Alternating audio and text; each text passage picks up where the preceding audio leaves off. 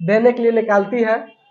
इसकी क्या प्रयोजन है कि निकाली गई नर मछली है। देखो इसमें क्या करता है, गोपी जो है क्या करता है, अपने जल जीव कुंड के लिए मछली खरीदने का दुकान के पास, ठीक है ना, क्या करता है उस टंकी में से क्या करता है, मछली निकालता है। टंकी में मछली क्या है, टंकी में है, इस टंकी में क्या है, 5 गो नर मछली है और 8 गो मादा मछली है। समझ में आया कि नहीं। टंकी में मछली रखा हुआ है, आया समझ में। तो दुकानदार इसमें से मछली निकालने किसको देगा, गोपी को देगा। तो पूछ रहा है कि क्या प्रयोजन है कि जो मछली निकालेगा यानी नर मछली होगा। आया बात समझ में। इसमें कुल मछली कितना हो जाएगा, कुल मछली इसमें हो जाएगा 13 गो। यहाँ पे लिख लेंगे हॉल, इसमें लिखेंगे नर मछली की संख्या बराबर मछली की संख्या 5 लिख लेंगे। नीचे में लिखेंगे फिर मादा मछली की संख्या बराबर, मादा मछली क्या होगा इसमें 8 लिख लेंगे। फिर नीचे में कुल मछली की संख्या, कुल मछली कितना होगा इसमें 5 प्लस में 8, 5 5 8 कितना हो जाएगा 13। कुल मछली कितना होगा इसमें 13। ऐसे पूछ क्या रहा है, नर मछली होने की प्रायिकता, ठीक है ना। यहाँ पे लिखेंगे प्रायिकता नर मछली होने का। इसका फॉर्मूला क्या बनेगा बोलो तो, इसका फॉर्मूला क्या बनेगा, नर मछली की संख्या बटा में कुल मछलियों की संख्या। पे लिखेंगे नर मछली की संख्या बटा में क्या लिख लेंगे, कुल मछली की संख्या।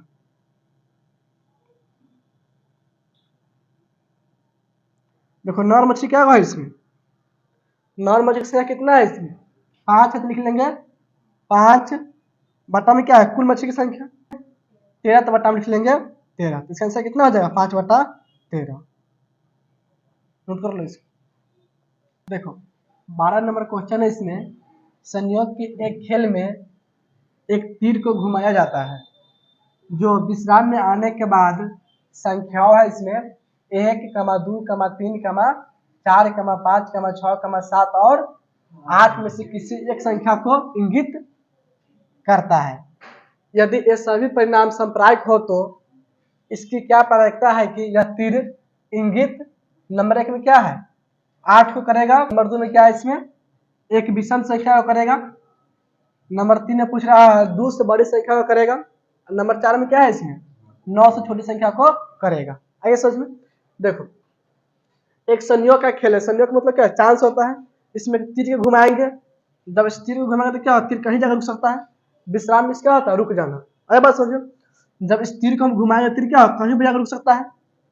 तो कह रहा है कि 8 पर रुकेगा इसका पता निकालने के लिए, या कहता है फिर दूसरा में क्या कि एक विषम संख्या पर रुकेगा उसका पता निकालने के लिए, तीसरा में 2 से बड़ी संख्या पर रुकेगा, तीसरा में क्या कह रहा है 2 से बड़ी संख्या, ठीक है ना, यानी 2 से बड़ी संख्या पर रुकेगा उसका पता निकालने के लिए कहता है। और चौथा में क्या है कि 9 से छोटी संख्या को रुकेगा उसका पता निकालना है।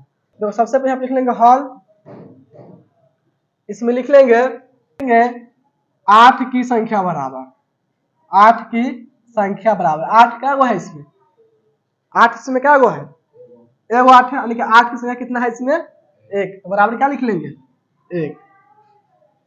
तो फिर इसमें दूसरा में क्या कहता है कि विषम संख्या को करेगा, तो लिखेंगे एक विषम संख्या बराबर, यहाँ पे क्या लिख लेंगे विषम संख्या। देखो विषम संख्या में क्या क्या होगा बोलो तो, विषम संख्या होगा 1, 3, 5, 7 क्या है इसमें 4 गो है कि नहीं। विषम संख्या में क्या क्या हो जाएगा 1, 3, 5, 7 क्या होगा इसमें विषम संख्या 4 गो होगा। कितना समझ में आ गया। तीसरा में कहता है कि 2 से बड़ी संख्या, यहाँ पे लिखेंगे 2 से बड़ी संख्या बराबर। देखो 2 से बड़ी संख्या क्या क्या है इसमें बोलो तो, 2 से बड़ी क्या होगा 3 होगा, 4, 5, 6, 7, 8। 2 से बड़ी संख्या इसमें क्या है 3, 4, 5, 6, 7 और 8 क्या संख्या होगा पूरा इसमें 6 हुआ, यानी कि 2 से बड़ी संख्या इसमें क्या हुआ है 6 हुआ है। चौथा में क्या कहता है 9 से छोटी संख्या, चौथा में क्या है 9 से छोटी संख्या। 9 से छोटी संख्या कितना है इसमें?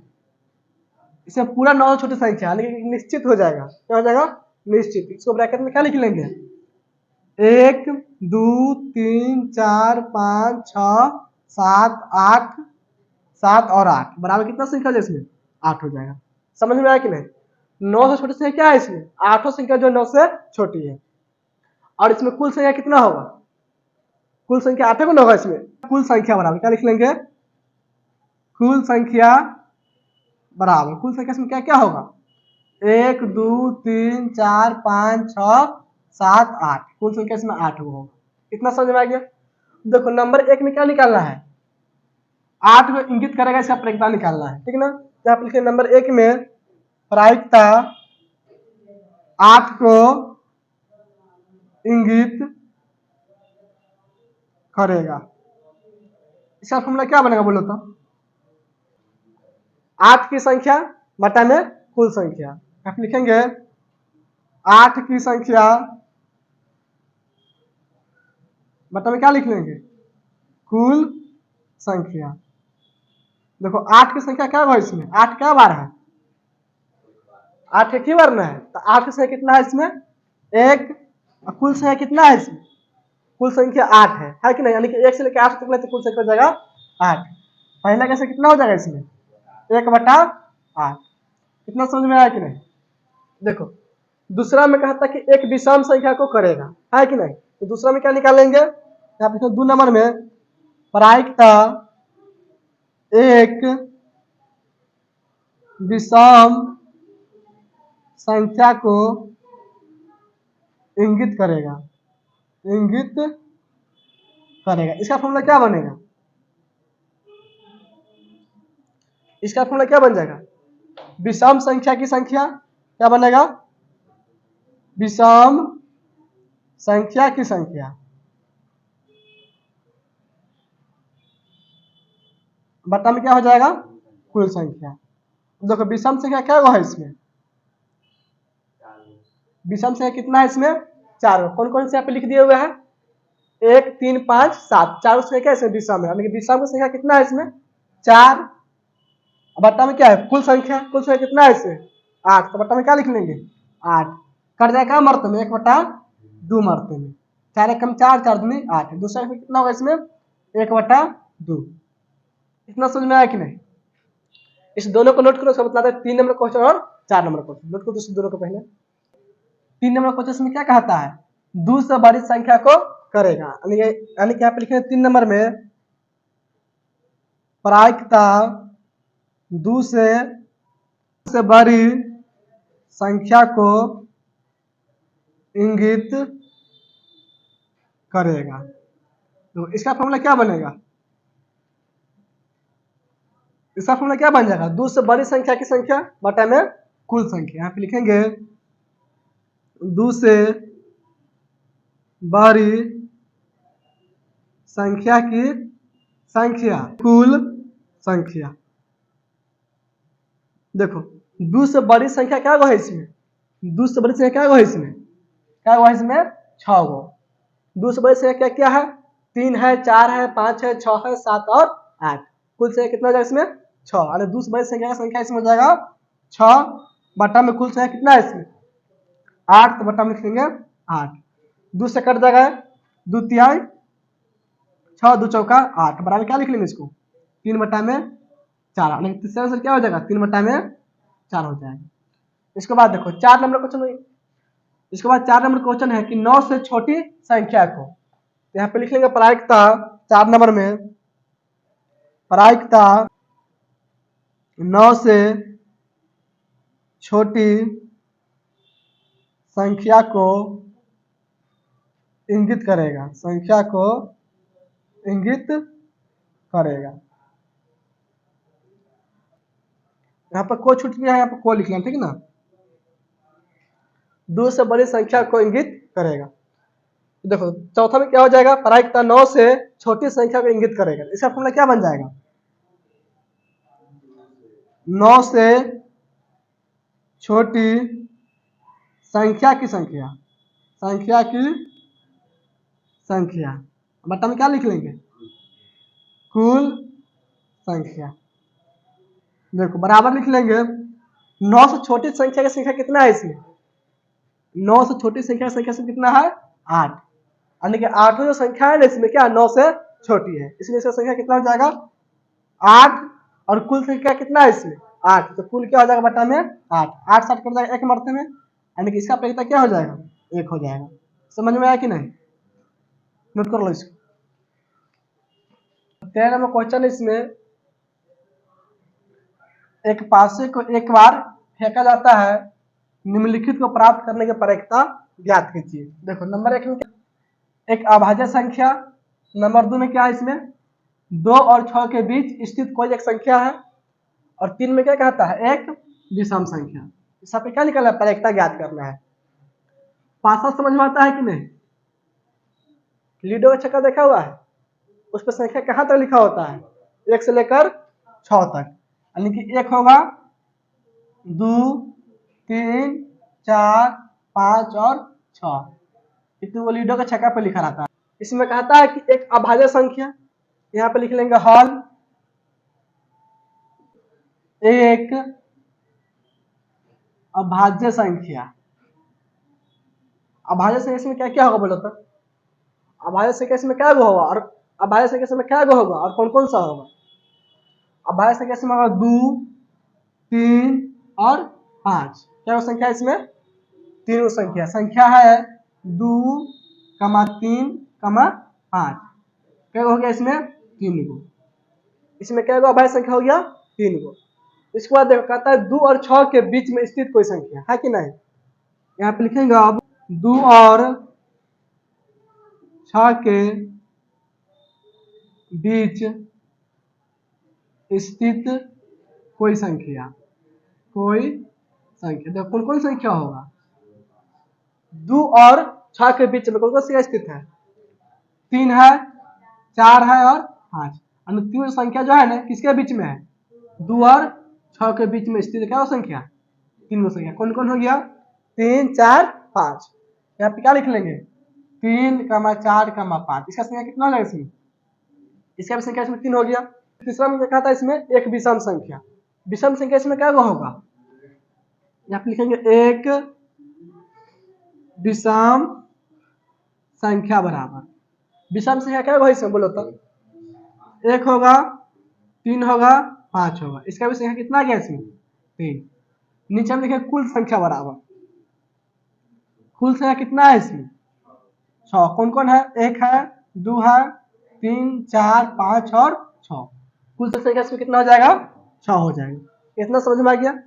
देखो नंबर 1 में क्या निकालना पड़ेगा इसमें, नंबर 1 में किसका पता निकालना है एक अभाज्य संख्या का, तो यहाँ पे लिखेंगे प्रायिकता एक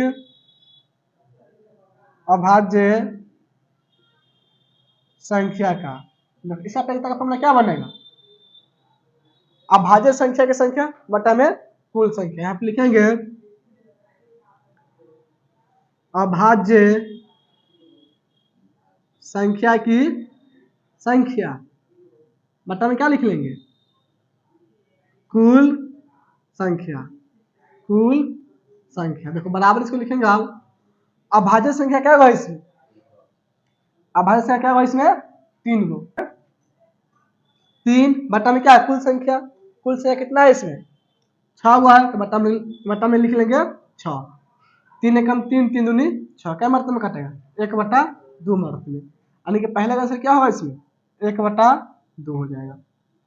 देखो 2 नंबर क्वेश्चन में क्या कहता है इसमें 2 नंबर में है 2 और 6 के बीच स्थित कोई संख्या है कि नहीं, यहाँ पे प्रायिकता 2 और 6 के बीच स्थित कोई संख्या का, देखो इसका फॉर्मूला क्या बनेगा, इसका फॉर्मूला बनेगा 2 और 6 के बीच स्थित संख्या के संख्या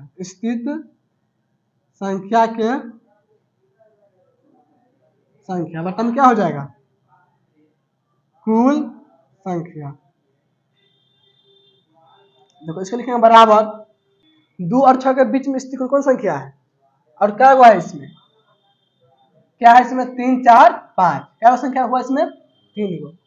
यहाँ पे लिख लेंगे 3 बटा में क्या कुल संख्या कितना है कुल संख्या कितना है इसमें 6, तो बटा में लिख लेंगे 6, 3 एकम 3, 3 दूनी 6, यानी कि इसका आंसर क्या होगा 1 बटा में 2 हो जाएगा। 3 नंबर में क्या कहता है एक विषम संख्या, तो 3 नंबर में क्या लिख लेंगे आप, प्रायिकता एक विषम संख्या की। इसका फॉर्मूला क्या बनेगा, विषम संख्या की संख्या, विषम संख्या की विषम संख्या की संख्या बट्टा में क्या हो जाएगा कुल संख्या।